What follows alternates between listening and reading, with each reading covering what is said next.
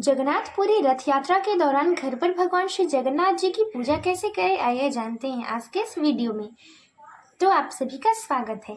जगन्नाथपुरी रथ यात्रा के दौरान भगवान जगन्नाथ जी की पूजा की जाती है। हालांकि अगर आप रथ यात्रा का हिस्सा नहीं हैं तो आप भी घर पर भगवान श्री जगन्नाथ जी का पूजा कर सकते हैं।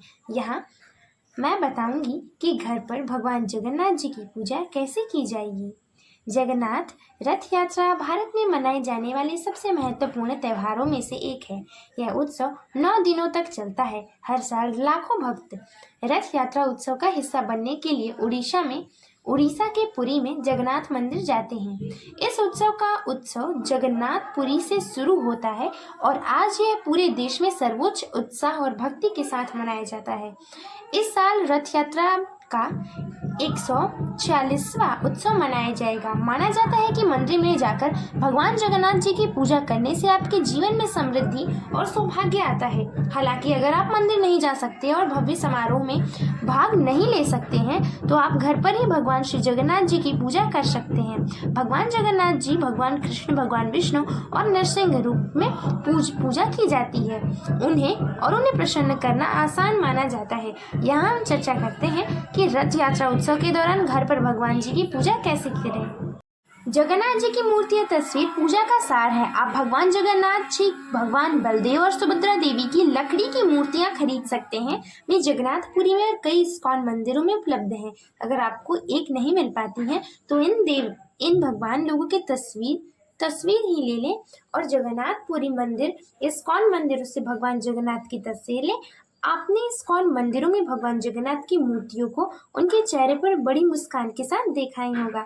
भगवान की लकड़ी की मूर्तियां और तस्वीरें ऑनलाइन भी उपलब्ध हैं। याद रखें कि भगवान जगन्नाथ हमेशा भाई बलदेव जी और बहन सुभद्रा जी और सुदर्शन चक्र के साथ होते हैं। आपको भगवान जगन्नाथ जी के लिए एक सुंदर वेदी बनवानी चाहिए।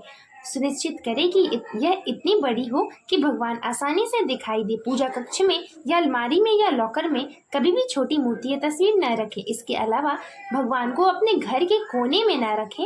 भगवान जगन्नाथ को आपके घर में एक प्रमुख स्थान मिलना चाहिए। भगवान जगन्नाथ को पूजा कक्ष में रखने के बजाय अपने लिविंग रूम में उनके लिए एक बड़ी वेदी रखने का सुझाव दिया जाता है। लिविंग रूम में भगवान जगन्नाथ जी को रखने का मुख्य लाभ यह परिवार के सभी सदस्यों दिन में सिर्फ एक बार नहीं बल्कि कई बार लिविंग रूम में आते हैं और उन्हें सुंदर देवता को देखने का मौका मिलता है। इस तरह भगवान आपका ज्यादा से ज्यादा ध्यान आकर्षित करते हैं। लिविंग रूम में उनकी जगह आपको यह याद दिलाती रहेगी कि आपका घर उनका है और वे ही आपके जीवन के निर्माता हैं। वही तो जगन्नाथ है। त्योहार के दौरान आपके घर में आने वाले आपके मेहमानों को भी उनका आशीर्वाद मिलेगा। भगवान जगन्नाथ जी की पूजा के लिए वस्तुएं। भगवान जगन्नाथ जी का पूजा करना कोई कठिन पूजा नहीं है। जगन्नाथ पूजा के दौरान आवश्यक वस्तुओं की जानकारी है, जैसे कि आचमन के लिए एक प्याला पानी लें, इसमें थोड़ा सा गंगाजल मिला लें, घी का दीपक, धूप बत्तियां और जल से भरा शंख, थोड़ा जल डालें, हो सके तो गुलाब जल भी डालें, परंतु गंगा जल ही डालें। ना जाने गुलाब जल कैसा होगा, कब का होगा, इसीलिए रुमाल में आकार का कपड़ा लें और ऐसे फूल जिनमें खुशबू हो। गुड़हल के फूल से बचें। मोर का पंखा लें, चमारा या पूंछ वाला पंखा। और भगवान को स्नान कराने के बाद जल संग्रह हेतु छोटा बर्तन ले, घंटी ले। घर पर भगवान जी हमारे ऊपर जो रथ यात्रा है उसके दौरान भगवान जगन्नाथ जी की पूजा के लिए आवश्यक पवित्र चीज़ों के बारे में जैसे बताया मैंने। अब जाने कि इन वस्तुओं का उपयोग करके भगवान जी की पूजा कैसे करें। जैसे धूप बत्ती जलाएं, उन्हें भगवान जगन्नाथ जी के शरीर के चारों तरफ घड़ी की दिशा में 7 बार घुमाएं। अब इन धूप बत्तियों को भगवान बलदेव जी के चारों ओर उसी दिशा में 7 बार घुमाएं। देवी सुभद्रा जी और सुदर्शन चक्र की पूजा के लिए भी यही तरीका अपनाएं। कम से कम 3 धूप बत्तियां रखें। अगर आप 5 या 7 से ज़्यादा रख सकते हैं तो बहुत अच्छा रहेगा।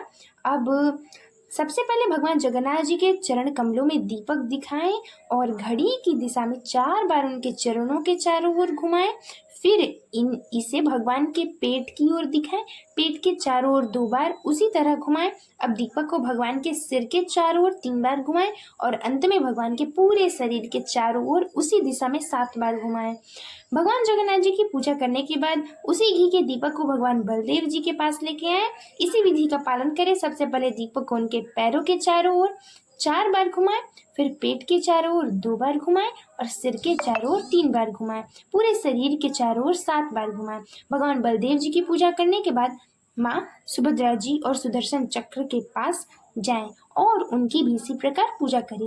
दीपक धीरे धीरे पूरी श्रद्धा के साथ अर्पित करें। जब परिवार के सदस्य देवताओं की पूजा कर लें तो वे स्वयं को शुद्ध करने के लिए अर्पित किए गए दीपक को स्वीकार कर सकते हैं। वे अपने दोनों हथेलियों के ऊपर रख सकते हैं दीपक को और अपने माथे और आँखों को छू सकते हैं।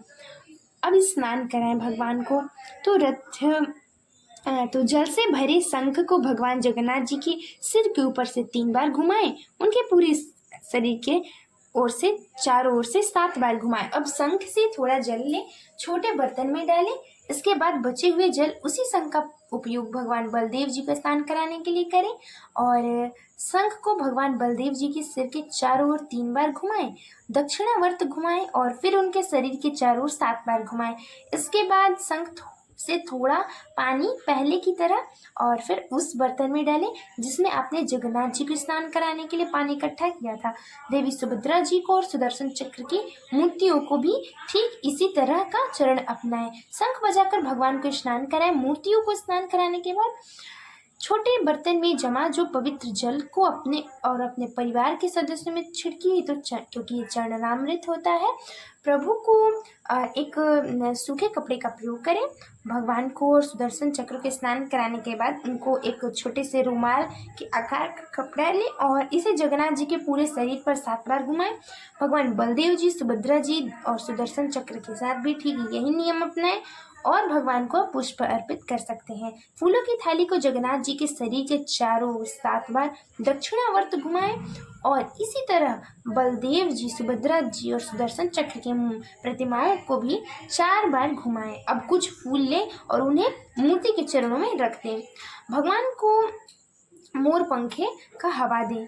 तो भगवान को मोर पंखा से हवा करें। जैसे भगवान के पूरे शरीर को 7 बार हवा करें और अब भगवान के आराधना करने के साथ आप कीर्तन भी अवश्य गाएं। ये अत्यंत ही शुभ होता है। भगवान जगन्नाथ जी की पूजा करते समय कृष्ण कीर्तन गाएं। अगर आपके परिवार के सदस्य पूजा समारोह में भाग ले रहे हैं तो वे भी गा सकते हैं और गाना ही चाहिए। झांझ और मृदंगा भी बजाएं। और वैसे तो आमतौर पर हर कोई झांझ बजा सकता है, लेकिन मृदंगम बजाने के लिए आपको अभ्यास की जरूरत होती है। क्योंकि भगवान श्री कृष्ण भगवान जगन्नाथ का ही दूसरा रूप है, इसीलिए आप हरे कृष्ण का भी कीर्तन गा सकते हैं और बिल्कुल गाना चाहिए। इसके अलावा भगवान जगन्नाथ जी के लिए विशेष प्रार्थनाएं भी गाएं।